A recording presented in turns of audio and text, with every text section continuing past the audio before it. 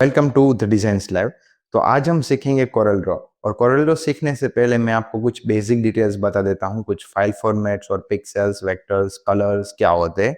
उसके बाद हम ग्राफिक डिजाइनिंग को थोड़ा आसानी से समझ पाएंगे और करीब से जान पाएंगे।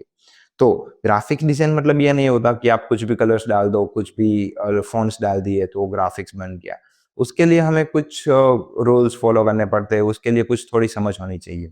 तो सबसे पहला पॉइंट है, what is the pixel and what is the vector. तो पिक्सल एंड वेक्टर दोनों ही अलग चीजें हैं, दोनों ही ऑपोजिट तरीके से काम करता है। तो पिक्सल्स में क्या होता है कि जैसे आप इसमें देख रहे हैं, तो ये आपको एक ब्लर होता सा दिख रहा है। अगर मैं कोई भी एक स्ट्रोक है उसको अगर मैं जूम करता हूं तो वो पिक्सलेट दिखेगा। और जो वेक्टर है उसको अगर मैं कितना भी जूम करूं वो ब्लर नहीं होता, उसकी जो एजिस है वो एकदम शार्प होती है। तो वेक्टर में क्या होता है कि इसको पता होता है पाथ को कि मुझे एक पॉइंट से दूसरे पॉइंट तक जाना है, अब उसको कितना भी जूम करो वो ब्लर नहीं होता है। मैं आपको एक लाइव एग्जांपल दिखाता हूँ। ये डोरेमोन है, आपको स्क्रीन में जो डोरेमोन दिख रहे हैं उसमें जो फर्स्ट डोरेमोन है वो पिक्सल है और जो सेकंड है वो वेक्टर है। तो दोनों में बाहर से तो आपको लॉजिकली ऑलमोस्ट सिमिलर दिख रहे हैं, पर अगर मैं इसको जूम करता हूँ तो आपको दिखेगा कि ये डोरेमोन थोड़ा ब्लर हो रहा है, थोड़ी इसकी जो एजिस है वो इतनी शार्प नहीं है। तो ये है पिक्सल। और अगर सेम मैं अगर वेक्टर जूम करता हूं तो ये आपको कितने भी अपने जूम करेंगे इसमें ना ही ब्लर होगा और इसकी एजिस है वो एकदम शार्प रहेगी। तो ये डिफरेंस होता है पिक्सल एंड वेक्टर्स के बीच में। तो बेसिकली हमारे पास अभी मार्केट में 3 सॉफ्टवेयर है, Photoshop, Illustrator and Corel Draw. तो कोरल ड्रॉ और इलस्ट्रेटर दोनों वेक्टर पे काम करते हैं और फोटोशॉप है वो पिक्सल्स पे काम करते हैं। तो अब हम जानेंगे उसमें कलर थियरी कैसे होती है। तो कलर थियरी बेसिकली दो टाइप की है। तो पहला है प्राइमरी कलर्स। प्राइमरी कलर्स यानी रेड, ग्रीन, ग्रीन और ब्लू। तो ये वो कलर्स है जो हम आंखों से देख पाते हैं, जो हम स्क्रीन में देख रहे हैं या फिर हम मोबाइल में, आईपैड में, हम कोई भी प्रोजेक्टर में देख रहे हैं। तो हम जो देखने के लिए जो कर रहे हैं वो कलर है RGB। तो हमारा जो कोई भी कलर है, लेट्स से हमने बोला कि ये ग्रे कलर है, तो ग्रे कलर भी RGB से ही कंबाइन करके बनता है। तो ये होते हैं प्राइमरी कलर्स। और बाकी आते हैं प्रिंट कलर्स। तो प्रिंट कलर्स में आते हैं CMYK के कलर्स। तो जो जो भी चीजें प्रिंट होती है यानी बैनर्स हो गया, फिर पैम्पलेट, विजिटिंग कार्ड, तो जो भी चीजें हम प्रिंट करेंगे वो होता है प्रिंट कलर्स, CMYK के कलर। क्योंकि जो हमारे प्रिंटर्स है वो RGB सपोर्ट नहीं करते, वो सपोर्ट करते हैं CMYK के फॉर्मेट। तो CMYK में हमारे पास 4 बकेट होते हैं, श्यान, मजेंडा, येलो एंड ब्लैक। तो ये 4 बकेट अगर हम प्रिंटर में लगाएंगे तो वो प्रिंटर इन चारों में से मिक्स करके हमारा जो भी कलर होगा, ऑरेंज होगा, फिर व्हाइट होगा, तो उन चारों में से मिक्स करके हमें वो प्रिंट करके देगा। तो जो चीज हम देखते हैं फोन में वो सेम टू सेम चीज प्रिंट नहीं होती, उसमें थोड़ा बहुत कलर डिफरेंस आता है क्योंकि दोनों का मेथड और कलर थियरी अलग अलग है। तो अब हम देखेंगे कि कोरल ड्रॉ का जो पूरा लेआउट है वो कैसे है और कौन से पार्ट को क्या बोलते हैं। तो सबसे पहले आता है टाइटल बार। तो टाइटल बार में ये जो ऊपर की जो लाइन है उसको हम बोलेंगे टाइटल बार की, जहाँ पे हमें जो हमारी फाइल है उसका नाम वाम सब दिया जाता है। उसके बाद में है मेनू बार। तो ये जो मेनू है, file, edit, view, layout, object, तो वो सब चीजें हमारा मेनू है, तो वो उसको हम मेनू बार बोलेंगे। अब उसके बाद है टूल बॉक्स। तो ये टूल बॉक्स में है, तो ये टूल बॉक्स में ये सब हमारे टूल्स है कि जहाँ पे हमें अलग अलग डिफरेंट टूल्स ग्राफिक के लिए दिए जाते हैं और उसमें से हमें अपने अकॉर्डिंग जिसकी रिक्वायरमेंट है उसको चूज करके हम ग्राफिक्स बनाते हैं। अब उसके बाद है डॉक्यूमेंट टैब। डॉक्यूमेंट टैब मतलब यहाँ पे हम कितनी फाइल्स ओपन है, ये एक फाइल ओपन है, ये दूसरी, फिर ये तीसरी, तो हम एक साथ 2 या 3 प्रोजेक्ट पे भी काम कर सकते हैं। तो वहां पे हमें डॉक्यूमेंट टैब बोला, वहां पे डॉक्यूमेंट टैब में से हम ऑपरेट कर सकते हैं सब चीजें। अब हमने लेट्स से टूल बॉक्स में से अगर ये फर्स्ट वन टूल यूज किया है तो उसमें हमारी एक प्रॉपर्टी देखेगी, ये सब, इसको हम बोलेंगे प्रॉपर्टी बार। तो ये जो प्रॉपर्टी बार है वो प्रॉपर्टी बार हम जो भी टूल सिलेक्ट करेंगे उसके अकॉर्डिंग चेंज होगा। ये जो सब प्रॉपर्टी है वो फर्स्ट टूल की है। अगर हम यहाँ से ये दूसरा टूल सिलेक्ट करते हैं तो यहाँ पे हमारी ये प्रॉपर्टी है सब चेंज हो जाएगी। तो प्रॉपर्टी बार मूव होती रहती है, बदलती रहती है, वो हमारे टूल के अकॉर्डिंग। और उसके बाद है टूल बार। तो टूल बार में ये रहा ऊपर कि जहाँ पे हम इंपोर्ट एक्सपोर्ट का काम कर सकते हैं, रूलर्स और ये सब चीजें सेव करना है, तो ये सब चीजें हमें टूल बार में दिखाई जाती है। अब उसके बाद है ड्राइंग विंडो। तो ये जो सेंटर में है वो ये हमारी ड्राइंग विंडो है कि जहाँ पे हम सब डिजाइन बनाएंगे। हम यहाँ अपने रेक्टेंगल, चौरस या कुछ भी है वो सब यहीं पे रखेंगे। अब उसके बाद है डॉक्यूमेंट कलर पैलेट। तो यहाँ पे जो हमारे डॉक्यूमेंट में जो भी कलर हम यूज करेंगे वो सब कलर्स हमें यहाँ पर दिखेंगे। तो अगर हमने कोई डॉक्यूमेंट में अगर 5 कलर यूज किए हैं तो वो 5 कलर आपको यहाँ से दिखेंगे और आप यूज कर सकते हैं। उसके बाद आता है डॉकर्स। तो ये साइड वाला पार्ट है वो है डॉकर्स। तो यहाँ पे हमें हमारे अलग अलग फंक्शंस मिलेंगे, उसके हम आपको बाद में डिटेल्स सिखाएंगे कि डॉकर्स को कैसे यूज करना है और उसको कैसे ऑपरेट करना है।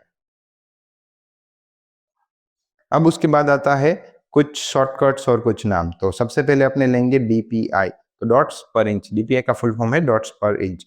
अब कोरल ड्रॉ है तो कोरल ड्रॉ का जो फाइल का नाम है उसको हम सीडीआर बुलाएंगे। तो उसका जो फाइल फॉर्मेट है उसको सीडीआर से बोला जाता है। इलस्ट्रेटर की फाइल का डॉट एआई करके एक्सटेंशन है। पीएसडी मतलब फोटोशॉप हुआ। अब उसके अलावा कुछ कॉमन फाइल फॉर्मेट होते हैं जो हमें ग्राफिक डिजाइनिंग में यूज होते हैं। तो एक होता है जेपीजी। जेपीजी या तो जेपीईजी, तो ये दोनों सेम ही है। ये हम जो नॉर्मल फोटो फोन में क्लिक करते हैं या फिर कुछ भी फोटो बोलते हैं वो सब चीजें जेपीजी होता है। अब आता है सेकंड पीएनजी। तो पीएनजी यानी कि ऐसी चीज कि जिसका कोई बैकग्राउंड नहीं। अगर हम वो पीएनजी को उठा के कहीं किसी और फोटो के ऊपर रखते हैं तो उसका बैकग्राउंड नहीं होता है। मैं आपको उसका सैंपल भी दिखा दूंगा। एक वेब पी फॉर्मेट होता है कि वो सिर्फ वेब के लिए होता है जिसका इतना ज्यादा यूज है नहीं। और उसके बाद होता है पीडीएफ। तो हमें कभी भी कोई भी जो भी डॉक्यूमेंट्स मिलते हैं तो हम पीडीएफ में मिलते हैं। तो हम सब ने पीडीएफ तो हम जानते ही है। और ये कुछ कोरल ड्रॉ के शॉर्टकट्स है। तो वो ये शॉर्टकट्स हम थोड़ा याद भी रखेंगे और मैं आपको इन सब के यूज भी बताऊंगा। तो अब चलते हैं कोरल ड्रॉ के सॉफ्टवेयर पे। तो जैसे ही हमने देखा कि कोरल ड्रॉ में टूल बार कहाँ होता है, प्रॉपर्टी बार कहाँ होता है, तो अब हम सीखेंगे कि पूरा एक नया डॉक्यूमेंट कैसे लेते हैं और उसमें क्या-क्या डिटेल्स होती है। तो जैसे अगर मुझे कोई नया डॉक्यूमेंट लेना है, तो मैं यहाँ से कंट्रोल एन प्रेस करके भी ले सकता हूँ नया डॉक्यूमेंट। और एल्स मैं यहाँ फाइल में फर्स्ट वन जो हमारा ऑप्शन है, वहाँ से भी एक नया डॉक्यूमेंट ले सकता हूँ। तो मैंने जब ये प्रेस किया तो मुझे ये वाला एक लेआउट दिखा कि जिसमें नए नए डॉक्यूमेंट की सारी डिटेल्स है। तो अब यहाँ पे जो पेज टाइप है तो उसमें मैंने जो रिसेंटली यूज किया हो वो largest page size, smallest page size, वो सब चीजें। पर ये इतनी इंपॉर्टेंट नहीं है फिलहाल। हमें ऑल पेजेस साइज में से सब साइजेस मिल जाएगी, हम वहां से कोई भी साइज सिलेक्ट कर सकते हैं। तो मुझे यहाँ पे अगर कोई वेब के लिए चाहिए, कोई डिवाइस के लिए चाहिए, अगर मैं डिवाइस सेलेक्ट करता हूँ तो यहाँ पे मुझे फोन, टैबलेट या लैपटॉप हर एक चीज़ें मॉडल वाइज मुझे यहाँ स्क्रीन मिल जाएगी। तो मुझे यहाँ ऑल पेज साइजेस सिलेक्ट करके रखना है। अब उसमें मुझे यहाँ पे हर एक साइज मिलेगी जैसे कि A0, A1, A2, A3, A4, A5, A6। तो ये सब चीज़ें हमारी डॉक्यूमेंट, अगर हमारा कोई प्री डिसाइडेड डॉक्यूमेंट है तो हम डायरेक्ट वहाँ से ले सकते हैं। और अगर मुझे कोई कस्टम लेना है तो भी मैं ले सकता हूँ। तो अगर मैं ये Corel Draw default 8.5 by 11 inch select कर रहा हूँ, तो यहाँ ऑटोमेटिक उसकी साइज़ फ़ीड हो जाएगी। अगर मैं यहाँ पे ये सिलेक्ट कर रहा हूँ बिज़नेस कार्ड, तो ऑटोमेटिक ये बिज़नेस कार्ड का जो साइज़ है वो यहाँ पे फिट हो जाएगी। तो मैं फ़िलहाल कोरल ड्रॉ डिफ़ॉल्ट रख रहा हूँ। अब उसके आगे बढ़ते हैं। तो यहाँ पे नेम, तो नेम में मैं कुछ भी डाल सकता हूँ जैसे कि इंडिया 01। तो मेरी जो भी फाइल साइज़ है, जो भी मेरी फाइल नेम है वो मैं यहाँ से रख सकता हूँ। तो अगर जब मैं सेव करूँगा तो डायरेक्ट इसी नाम से सेव होगी। अब उसके आगे है नंबर ऑफ पेजेस। तो अगर मैं कोई बिजनेस कार्ड बना रहा हूँ तो उसमें 2 पेजेस होंगे। अगर मैं ब्रोशर कैटलॉग बना रहा हूँ तो उसमें 4, 8, 16, 12 कोई भी पेज हो सकते हैं। तो मैं जो भी पेजेस यहाँ पे रखूंगा उतने पेजेस का डॉक्यूमेंट मेरा बनेगा। और ऐसा नहीं कि मैंने यहाँ से ही सिलेक्ट करना है, मैं अंदर जाकर भी पेज बढ़ा सकता हूँ, कम भी कर सकता हूँ। उसके नीचे है पेज व्यू। तो पेज व्यू में क्या होता है, अगर मैं यहाँ पे सिंगल पेज व्यू रखता हूँ तो उससे जब मैं डॉक्यूमेंट नया ओपन कर लूंगा तब मुझे एक ही पेज दिखेगा। अगर मेरे यहाँ 2 पेज है, नंबर ऑफ 2 पेज है, और जब मैं डॉक्यूमेंट ओपन करूंगा तो वहां मुझे मल्टी पेज व्यू दिखेंगे। एक पेज यहाँ और दूसरा पेज उसके बाजू में, तो दोनों पेज बाजू बाजू में दिखेंगे। 4 है तो दोनों चारों पेज लाइन में दिखेंगे, 4 उसके नीचे, 4 उसके नीचे, उस तरीके से दिखेगा। वो भी हम एक बार चेक कर लेते हैं कि अगर मैंने 4 पेज का बनाया तो। और उसके नीचे है प्राइमरी कलर मोड। तो प्राइमरी कलर मोड वो हमने जैसे कलर थियरी में देखा, तो अगर हम कोई भी डिज़ाइन जो प्रिंट करने वाले हैं, तो उसको हम सीएमवाई के फॉर्मेट में रखेंगे।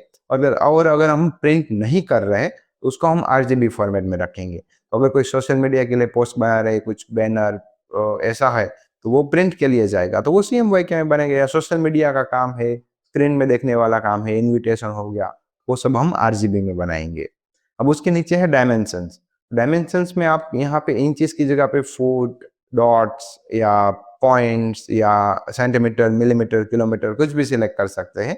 तो जो भी हमारा डॉक्यूमेंट है, उसके अकॉर्डिंग हम यहाँ पे साइज़ डाल सकते हैं। यहाँ पर हम कस्टम भी डाल सकते हैं। लेट्स से मुझे विड्थ 9 लेनी है और हाइट मुझे 12 लेनी है। तो मैं यहाँ 9 और 12 कुछ भी रख सकता हूँ, हाइट और विड्थ। और याद रखिएगा, सबसे पहला होता है वो विड्थ होता है और दूसरा हाइट होता है। अब बात करते हैं ओरिएंटेशन की। ओरिएंटेशन यानी कि पोर्ट्रेट और लैंडस्केप। पोर्ट्रेट यानी कि जो खड़ा, जो मोबाइल की जो स्क्रीन होती है वो पोर्ट्रेट होती है और जो लैपटॉप की स्क्रीन होती है वो लैंडस्केप होती है। तो अगर मुझे कौन सी डिज़ाइन कौन से फॉर्मेट में बनानी है, उसके अकॉर्डिंग मुझे पोर्ट्रेट या लैंडस्केप सेलेक्ट करना है। तो ये मैं अभी लैंडस्केप सेलेक्ट कर रहा हूँ। अब उसके बाद है रिज़ॉल्यूशन। तो रिज़ॉल्यूशन हमें यहाँ पे 300 ही रखना है और उसका जो यूनिट है वो डीपीआई है। डीपीआई यानी डॉट्स पर इंच। तो 1 इंच मतलब 1 इंच का अगर मैं बॉक्स ले रहा हूँ, तो उसमें मैं कितने डॉट्स छोड़ूँगा? तो 300। तो 300 है वो एक नॉर्मल रिज़ॉल्यूशन है जो बहुत ठीक है। और अगर मैं यहाँ पे लेट्स से 100 ले लेता हूँ, तो मेरी जो भी डिज़ाइन बनेगी, जो भी मेरा लेआउट बनेगा कि जो भी है, वो थोड़ा ब्लर होगा। तो मुझे यहाँ पे मिनिमम 150 तो रखना ही है और अच्छा है अगर तो अच्छा दिखाना है आपको, तो 300 आपको रखना ही है। ओके, तो जब मैं ओके प्रेस कर रहा हूँ, तो एक नया डॉक्यूमेंट ओपन हो जाएगा इस तरीके से। तो ये जो मेरा वर्किंग एरिया है, अगर मुझे उसको ज़ूम करना है, तो मैं अपना जो व्हील है माउस का, वहाँ से अगर मैं उसको स्क्रॉल करके ज़ूम इन, ज़ूम आउट कर सकता हूँ। अगर मेरा एरो यहाँ पर है और यहाँ से मैं ज़ूम आउट करता हूँ, तो इसके पर्सपेक्टिव में ज़ूम आउट होगा और ज़ूम इन करना है तो उसके पर्सपेक्टिव से ही ज़ूम होगा। अगर मैं एरो यहाँ रख के zoom in zoom in, zoom out करता हूँ, तो उसके पर्सपेक्टिव से होगा। तो उसको आप कहीं पे भी सेंटर में, ऊपर, नीचे, साइड में सब जगह पे आप रख सकते हैं।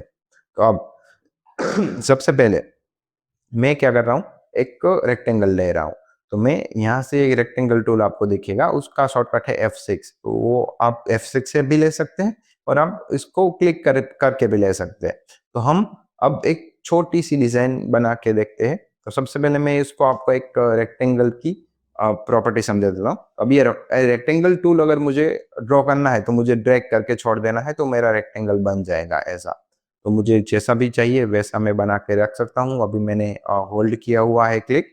अब जब मैंने छोड़ दिया, तो ये मेरा रेक्टेंगल हो गया रेडी। अब मुझे लेट्स से ऐसा रेक्टेंगल नहीं बनाना, मुझे स्क्वायर बनाना है जिसकी हाइट और विड्थ दोनों सेम होगी। तो मुझे क्या करना है, रेक्टेंगल लेना है और मुझे कंट्रोल प्रेस कर देना है। अगर मैं कंट्रोल प्रेस कर रहा हूँ, तो वो हाइट और विड्थ दोनों ही बड़ी करेगा और मेरा जो शेप है वो स्क्वायर ही रहेगा। उसका रेक्टेंगल या कोई ऐसा कोई रैंडम शेप नहीं बनाएगा। तो ये मैंने कर दिया। अब मुझे क्या करना है कि जब मैं रेक्टेंगल की मुझे ज़रूरत थी, तब मैंने रेक्टेंगल टूल लिया। अब उसके बाद मुझे ये जो फर्स्ट टूल है, पिक टूल, मुझे वो क्लिक कर लेना है। क्योंकि जैसे आप कहीं पे भी बाहर घूमने जाते हो, काम पे जाते हो, स्कूल जाते हो, कॉलेज जाते हो, तो शाम को कहाँ आते हो? घर पे। सेम ये हमारा घर है, पिक टूल हमारा घर है। हमें कोई भी टूल यूज़ करना है, उसके बाद मुझे कोई भी ऑपरेशन करने के लिए पिक टूल की ज़रूरत पड़ेगी। तो मेरे पास एक शॉर्टकट है कि स्पेस। जब मैं स्पेस प्रेस करता हूँ, तो वो ऑटोमेटिक क्या करेगा, ये रेक्टेंगल टूल सिलेक्ट कर लेगा। और जब मैं स्पेस टूल प्रेस करता हूँ वापस, तो वो क्या कर लेगा, पिछला टूल कौन सा सिलेक्ट था, पिक टूल, तो वो ऑटोमेटिक पिक टूल सिलेक्ट कर लेगा। तो मुझे पिक टूल को ही रखना है। अब ये हो गया मेरा स्क्वायर। अब मुझे स्क्वायर को थोड़ा राइट साइड शिफ्ट करना है, तो अब मैं उसको ऐसे डायरेक्ट राइट शिफ्ट कर सकता हूँ ऐसे। पर अगर मैं यहाँ शिफ्ट कर रहा हूँ, तो यहाँ तो मुझे पता नहीं कि वो एक ही लाइन में शिफ्ट होगा, थोड़ा ऊपर हो सकता है, थोड़ा नीचे भी हो सकता है। तो इसको मैं क्या करता हूँ, शिफ्ट प्रेस करके जब मैं उसको मूव करूँगा, तो वो एक ही डायरेक्शन में मूव होगा। फॉर एग्जाम्पल मैंने इसको जब मूव किया और उसके बाद मैंने शिफ्ट दबाया, तो अब मैं एरो ऊपर नीचे करूँगा ना, तो भी रेक्टेंगल तो वही सेम प्लेस पर ही रहेगा, क्योंकि वो एक ही लाइन में होगा। अब मैं ऊपर नीचे करूँगा, तो वो ऊपर नीचे होगा। अगर मैं एरो ऐसे करूँगा तो मूव नहीं होगा। अगर मैं शिफ्ट छोड़ दे रहा हूँ तो होगा। फिर से मैंने शिफ्ट प्रेस कर दिया तो वो एक ही डायरेक्शन में होगा। यानी कि अगर मुझे कोई बॉक्स या फिर कोई भी डिज़ाइन को अगर मुझे राइट शिफ्ट करना है, लेफ्ट शिफ्ट करना है, ऊपर नीचे, तो वो अगर मैं शिफ्ट प्रेस करके एक ही सेम डायरेक्शन में कर सकता हूँ। अब इस स्क्वायर में आपको कुछ 8 डॉट्स दिख रहे हैं ऊपर। तो 8 डॉट्स का क्या-क्या यूज़ है वो मैं आपको बताता हूँ। तो इसका जो कॉर्नर वाले जो डॉट्स है उसको अगर मैं सिलेक्ट करके ड्रैग करता हूँ तो वो बड़ा करेगा साइज़ में और छोटा भी कर सकता है। तो अगर मैंने ड्रैग करके जहाँ पे भी छोड़ूँगा वहाँ पे वो छोटी-बड़ी साइज़ कर सकते हैं। पर वो क्या होगा, विड्थ और हाइट दोनों को ही छोटा और बड़ा करेगा। अगर लेट्स से मुझे विड्थ में छोटा करना है, विड्थ में पतला करना है, तो मैं क्या करूँगा, ये वाला नोड लूँगा। ये वाले नोड से मैं ऐसे पतला और छोटा कर सकता हूँ, ऐसा। इस साइड से भी कर सकता हूँ, ऊपर से भी कर सकता हूँ, नीचे से भी कर सकता हूँ। अब लेट्स से मुझे मेरा जो पिछला जो शेप था वो चाहिए। अभी मुझे ये रेक्टेंगल नहीं रखना है। तो मैं क्या करूँगा, कंट्रोल ज़ेड प्रेस करूँगा तो हमारी जो भी एक्टिविटीज़ थी वो वन बाय वन रिवर्स करता जाएगा और जो मेरा शेप था वो वापस आ जाएगा। तो ये कंट्रोल ज़ेड का है अनडू। तो आप नोट कर लीजिए और उसके बाद जब मैं इस साइड को छोटा कर रहा हूँ तो नीचे से ही छोटा हो रहा है, ऊपर से छोटा नहीं हो रहा है। तो जब मैं शिफ्ट प्रेस करता हूँ साथ में और ड्रैग करता हूँ तो वो चारों साइड से छोटा बड़ा होगा। मतलब यानी कि अगर मेरा ये एक बॉक्स है, अगर उसके अंदर मुझे वो सेम बॉक्स वही जगह पे छोटा चाहिए, तो मुझे क्या करना पड़ेगा, शिफ्ट प्रेस करना पड़ेगा। तो वहां से क्या होगा कि मेरा ऑब्जेक्ट छोटा या बड़ा ऑटोमेटिक हो जाएगा। अब उसके उसके आगे जब मैं इसको क्लिक करता हूँ एक बार और उसके ऊपर सेंटर में या उसके जो भी ये बॉक्स है उसके अंदर में अगर क्लिक करता हूँ तो आपको चारों साइड ये सब दिखेगा, ये सब एरोस आ जाएंगे, वो आ जाएंगे। अगर आप फिर से क्लिक करेंगे तो चला जाएगा और बाहर क्लिक करेंगे तो डिसेलेक्ट हो जाएगा। तो मुझे यहाँ एक बार सिलेक्ट किया, फिर दूसरी बार किया तो आपको ये सब दिखेगा। तो ये क्या है, रोटेट करने का ऑप्शन है। यहाँ से आप रोटेट कर सकते हैं। अब रोटेट आप दो तरीके से कर सकते हैं। यहाँ से आप मैन्युअली भी कर सकते हैं, आपको कितना रोटेट करना है, यहाँ करना है। तो मैंने यहाँ पे लेट्स से इतना रोटेट कर दिया। तो आप यहाँ से भी रोटेट कर सकते हैं, दूसरा आप यहाँ से रोटेट कर सकते हैं। अगर आप यहाँ पे 0 डाल देंगे तो वापस आ जाएगा।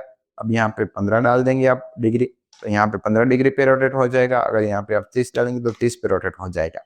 तो आपको जितने भी एंगल पे रोटेट करना है वो आप यहाँ से मैन्युअली भी डाल सकते हैं और यहाँ पे आप कस्टम भी डाल सकते हैं। तो मैं वापस कंट्रोल जेड करके वापस चला जाता हूँ, डन।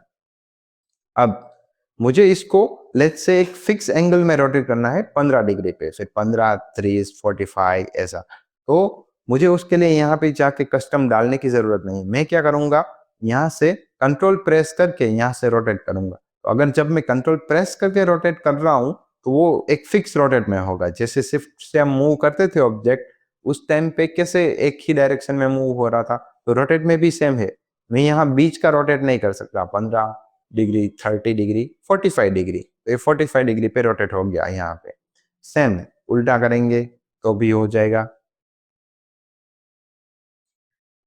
ये 90 डिग्री पे रोटेट हुआ है। अब इसको हम ऐसे भी कर सकते हैं। यहाँ पे आप देख सकते हैं 45 डिग्री।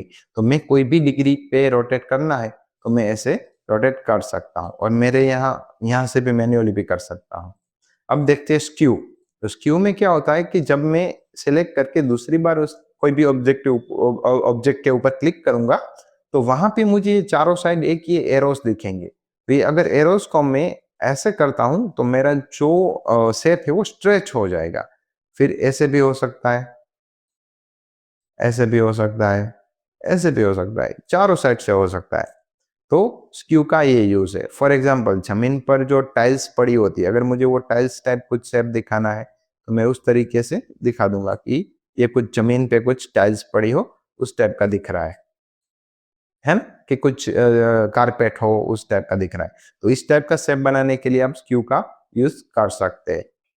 अब मेरे ये जो ऑब्जेक्ट है, इस ऑब्जेक्ट को अगर मुझे उसमें कलर फिल करना है तो कलर फिल करने के लिए मुझे क्या करना है, इस ऑब्जेक्ट को सिलेक्ट करना है और यहाँ पे जो राइट साइड में जो पूरा कलर पैलेट दिख रहा है उसमें से कोई भी कलर चूज कर सकता हूँ तो वो यहाँ ऑटोमेटिक फिल हो जाएगा।